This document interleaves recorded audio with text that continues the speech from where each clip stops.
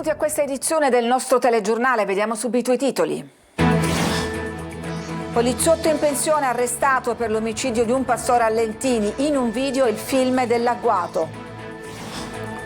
Sempre più cellulari nelle carceri italiane. A riprova i video realizzati in cella che circolano sui social. Vuole prenotare una visita al CUP di Comiso, poi spacca un vetro e ferisce l'impiegata. Nuova aggressione in ambito sanitario.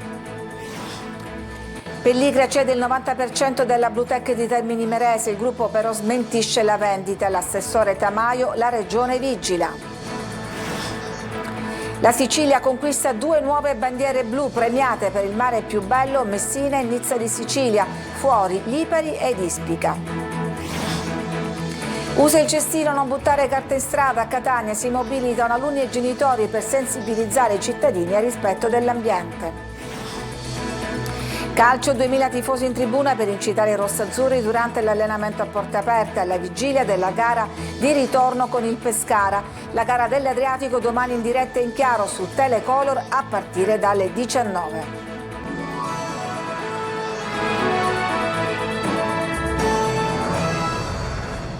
Arrestato con l'accusa di aver ucciso un pastore, un ex poliziotto in pensione. In un video che vi proponiamo nel servizio il film dell'agguato. Francesco Aloi.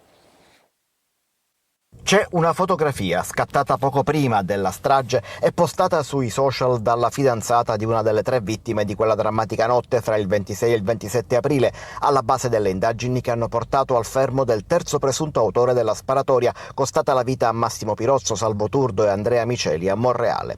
Una foto nella quale ci sono 7 giovani, come 7 sono i presunti responsabili della sparatoria, in base alla ricostruzione dei carabinieri. Attraverso quella foto, che ritrae anche Calvaruso e Acquisto, i primi 2 arrestati, i carabinieri sono arrivati all'identificazione di Mattias Conti, 19 anni, anche lui abitante allo Zen di Palermo, come i primi 2. Conti sarebbe il secondo pistolero di quella drammatica notte. Si unisce a Salvatore Calvaruso, accusato di essere stato il primo a sparare, fermato 24 ore dopo la strage il 27 aprile, e Samuel Acquisto, che avrebbe incitato Calvaruso e guidato la moto della fuga, fermato il 4 maggio. Conti ha raggiunto adesso i primi 2 nel carcere di Pagliarelli. Si cercano ancora invece le pistole usate per quella strage, così come all'appello mancano altri 4 giovani che avrebbero partecipato alla tragedia. Si tratterebbe dei conducenti delle altre 3 moto che scorazzavano fra i giovani durante la sparatoria e di quella usata per la fuga di Conti. Anche il fermato di oggi è accusato di strage e lesioni personali, oltre che di porto abusivo d'armi. Intanto non c'è ancora nessuna reazione pubblica alla lettera del fratello di una delle vittime della strage di Monreale, che ha scritto al Presidente della Repubblica Sergio Mattarella e al Presidente del Consiglio Giorgia Meloni per denunciare l'assenza delle istituzioni nella tragica vicenda. Ho una profonda amarezza per l'assenza di vicinanza da parte delle massime autorità dello Stato, ha scritto Marco Pirozzo, 33 anni, fratello di Massimo, rimasto ucciso quella sera. Evidentemente questo era il servizio sulla strage di Monreale, su cui tra l'altro c'è un aggiornamento, perché si è avvalso della facoltà di non rispondere davanti al GIP il 19enne che ieri è stato fermato dalla procura per concorso in strage e detenzione illegale di arma da fuoco. Il GIP dovrà decidere domani sulla convalida del fermo. Vediamo invece adesso il servizio sull'omicidio di Lentini. Una giustizia fai da te è quella che secondo chi indaga si è fatto Salvatore Tinnirello, un ex poliziotto in pensione ritenuto l'autore dell'omicidio di Giuseppe Pollara, il pastore di 46 anni ucciso giovedì scorso nelle campagne di Lentini. Come si legge nel comunicato della procura, il movente sarebbe legato ai continui sconfinamenti all'interno dei terreni di Tinnirello, del gregge portato al pascolo da Pollara. Per gli inquirenti, tra i 2 ci sarebbero stati diversi attriti, scontri poi terminati nel peggiore dei modi. E così, nella tarda mattinata di giovedì scorso, l'agguato in mezzo alle campagne di Lentini, lungo la provinciale 16. Diversi colpi d'arma da fuoco all'addome e il pastore freddato in un batter d'occhio. Ma è stato grazie alle telecamere presenti in zona che i poliziotti sono riusciti a dare volto e nome all'autore, adesso rinchiuso nel carcere di Cavadonna. È stato ucciso Antonino Arculeo, 74 anni, di Partinico, scomparso da casa il 7 maggio scorso e ritrovato morto vicino ad Alcamo, in provincia di Trapani. Venerdì l'autopsia aveva accertato la presenza di diverse ferite di arma da taglio e alcuni morsi di animali sul cadavere. L'uomo sarebbe anche stato bruciato. La squadra mobile di Palermo adesso ha fermato 2 uomini. Dietro il delitto ci sarebbe un giro di usura. Sempre più cellulari nelle carceri italiane, a riprova i video realizzati in cella che circolano sui social. Luca Ciliberti. Il carcere è sempre più permeabile, dentro entra di tutto. Il caso del cellulare trovato in cella a Nico Pannetta non è un caso isolato. Il numero dei telefonini scoperti e sequestrati all'interno dei penitenziari è sempre crescente. Nel 2024 sono stati rinvenuti 2.252 telefonini clandestini, in aumento rispetto ai 1.595 del 2023 e ai 1.084 del 2022. In Italia introdurre o detenere telefoni cellulari in carcere è un reato punito con una pena da 1 anno a 4 anni di reclusione. Se il reato è commesso da un pubblico ufficiale o da un avvocato, la pena aumenta dai 3 ai 7 anni. Il rischio reale è quello di mandare messaggi criminali all'esterno, alla mafia. Eppure basta fare un giro su TikTok per trovare di tutto. Dai momenti di vita vissuta all'interno delle celle alle provocazioni contro il sistema sicurezza, con tanto di riprese da dietro le sbarre all'esterno per fare comprendere chiaramente dove ci si trova. In questo caso è proprio il carcere di Catania. Una condizione sempre più difficile da gestire da parte degli operatori di sicurezza. L'ultimo caso denunciato arriva proprio da Piazza Lanza. Secondo la denuncia del sindacato Sappe, un agente di polizia penitenziaria è stato aggredito per futili motivi da un detenuto di origine straniera ma siciliano d'adozione. Colpito con calci e pugni, ha riportato un trauma cranico e alle costole. I medici hanno dovuto suturare con dei punti una ferita alla testa. È stato giudicato guaribile in 30 giorni. La sensazione è che il sistema penitenziario, per adulti e minori, si stia sgretolando ogni giorno di più e ha assoluta necessità di interventi urgenti.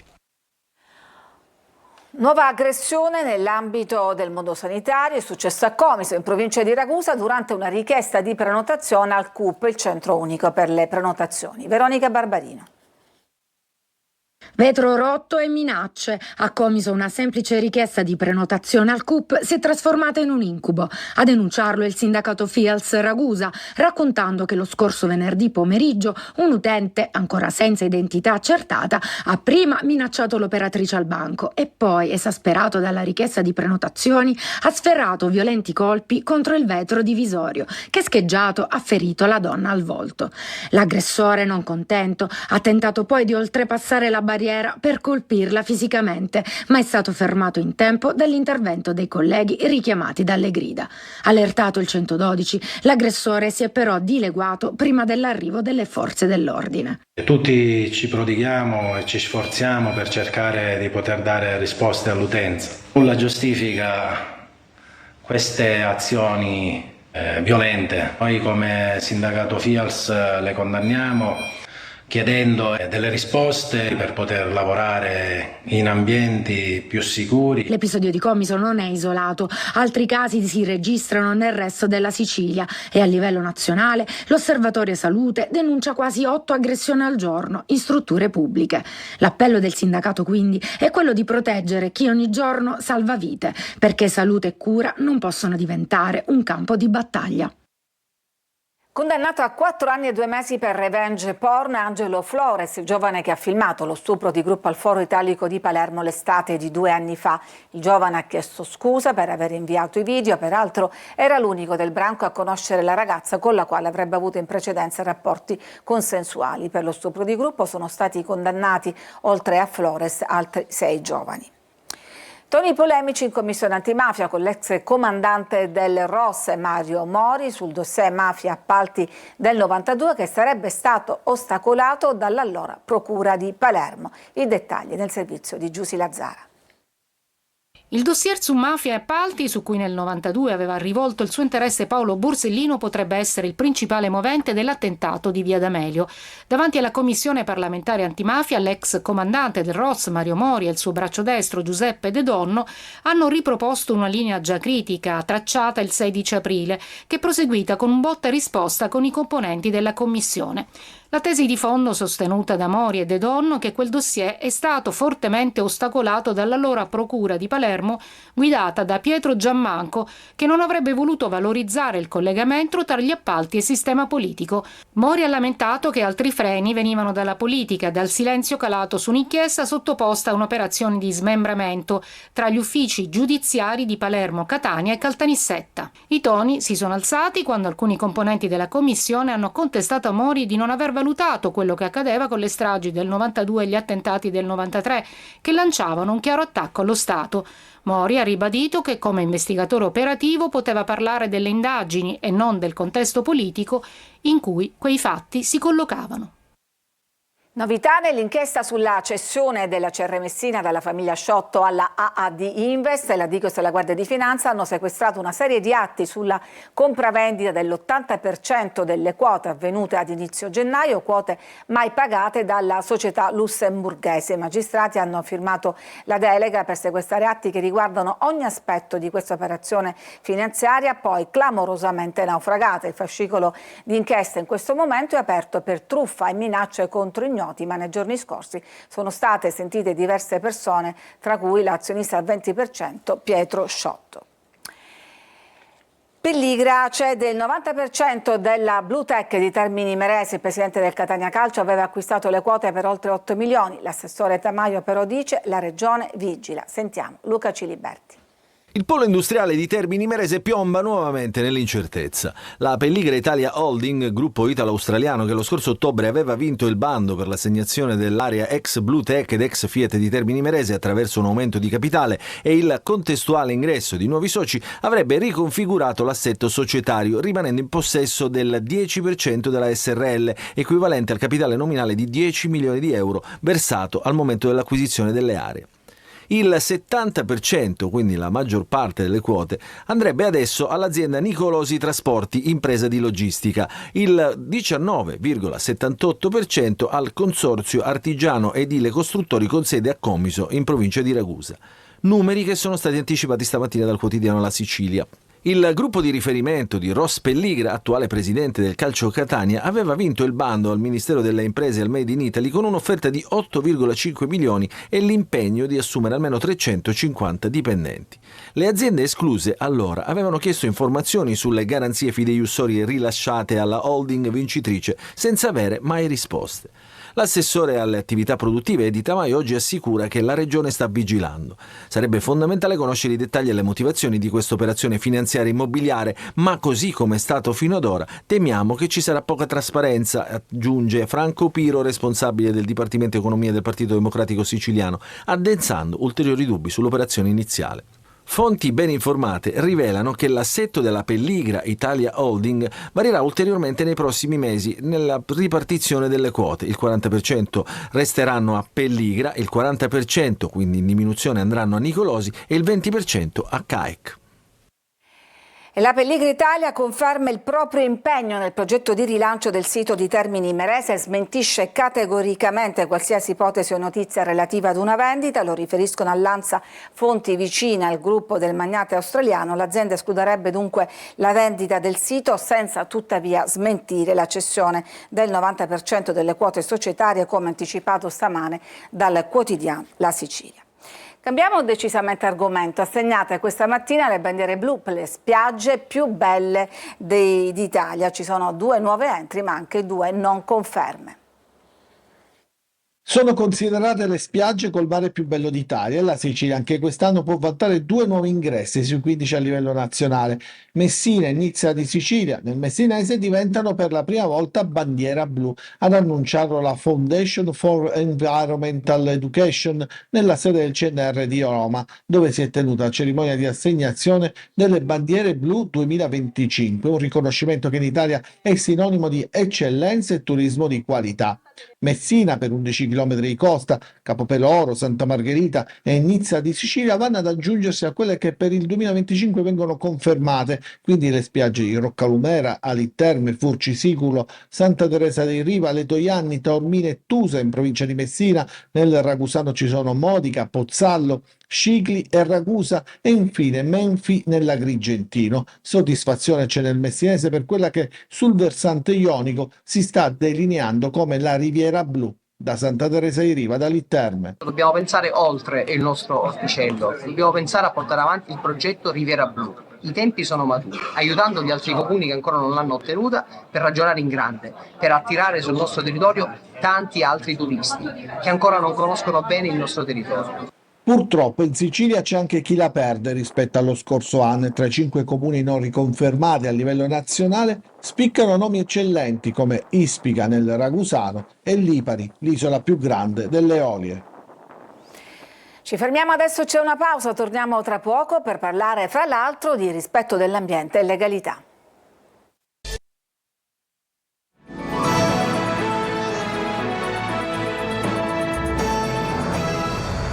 Sentinelle dell'ambiente a Catania, gli studenti del San Giovanni Bosco rivendicano il diritto a vivere in una città più pulita. Tonino De Mana.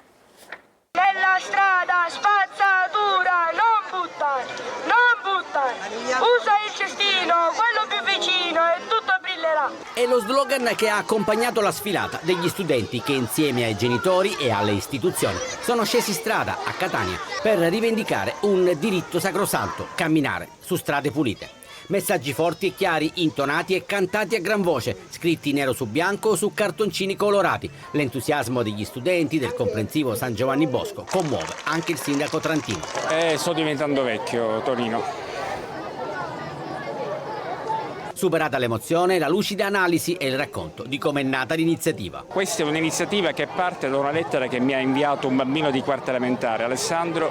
Sono venuto a trovarlo e loro stessi hanno avuto l'idea: perché non facciamo qualcosa insieme per far vedere ai nostri concittadini più adulti che la città deve essere anche nostra, che devono rispettare anche noi. Osserva tutti i suoi ragazzi, li applaude. I figli di Catania sono tutti qui per dare loro una lezione. Abbiamo voluto fare questa ulteriore azione di sensibilizzazione per garantire il diritto non solo all'istruzione ma all'educazione ai nostri bambini. La telecamera che vedete è stata installata davanti al plesso di Corso dei Mille e sulla tecnologia che confida l'assessore alle manutenzioni Petralia. Si spera con questo segnale di garantire il controllo e un senso di civiltà all'interno di questa zona così importante. Il resto lo dovrà fare la gente comune. Sono messaggi che devono arrivare e arrivano, che arrivano proprio dal futuro, dai bambini. Non sporchiamo, rispettiamo, lasciamo Catania pulita. L'amore per la città prevale su tutto.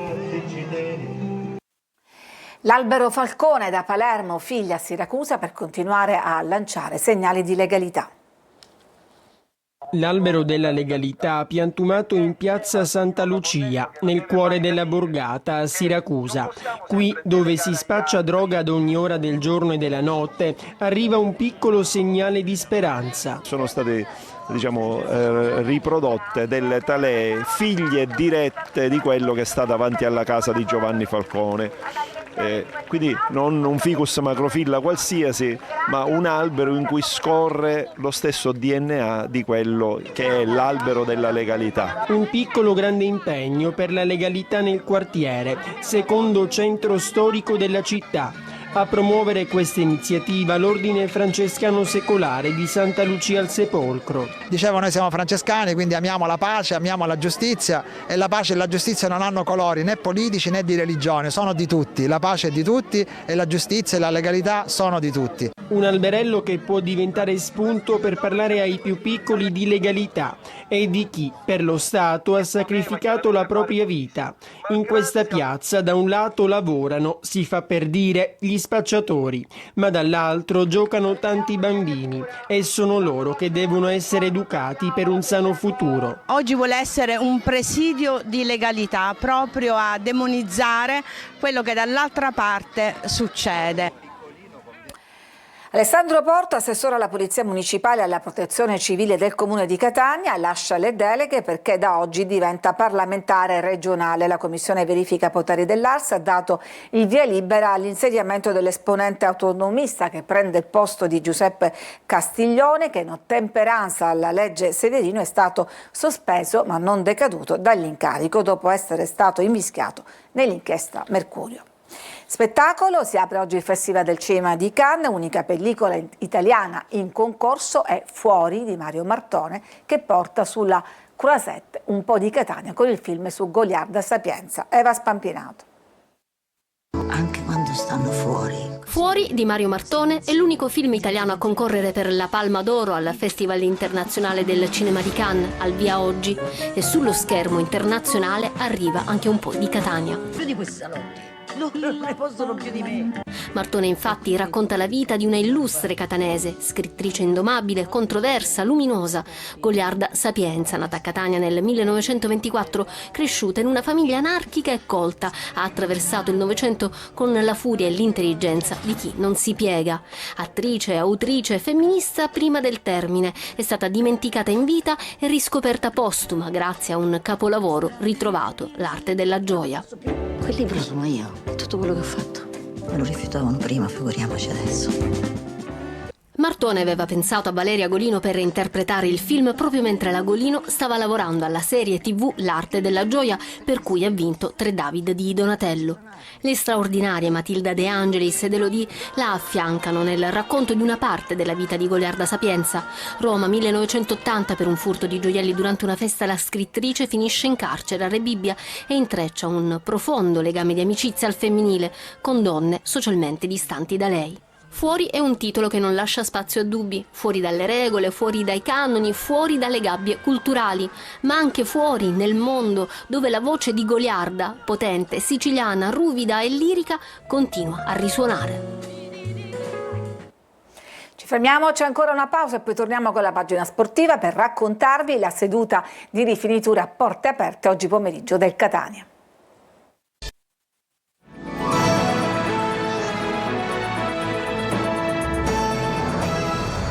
Siamo al calcio, 2000 tifosi in tribuna per incitare i rossazzurri durante l'allenamento a porte aperte alla vigilia della gara di ritorno con il Pescara. Francesco Triolo.